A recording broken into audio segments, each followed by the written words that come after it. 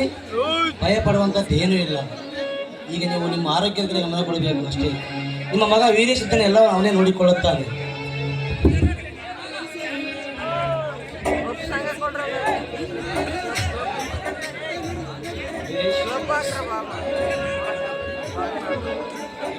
ನಿಮ್ಮ ತಂದೆಯವರಿಗೆ ಮೈಲ್ಡಾಗಿ ಆಗಬೇಕಾಗಿತ್ತು.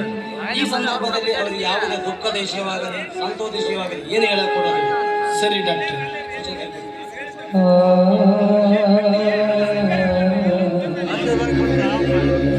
ಔಷಧಿ ಬರ್ಕೊಡ್ತಾನೆ ನಿಮ್ಮ ಅಪ್ಪ.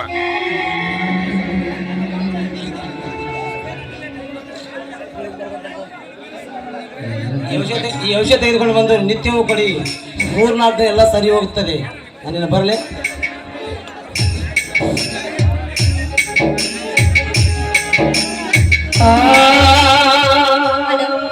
ನಾನು ಕೂಡ ದೇವಸ್ಥಾನಕ್ಕೆ ಹೋಗಿ ಅಪ್ಪನ ಹೆಸರಲ್ಲಿ ಅರ್ಚನೆ ಮಾಡ್ಕೊಂಡು ಬರ್ತೀನಿ ಅಣ್ಣ.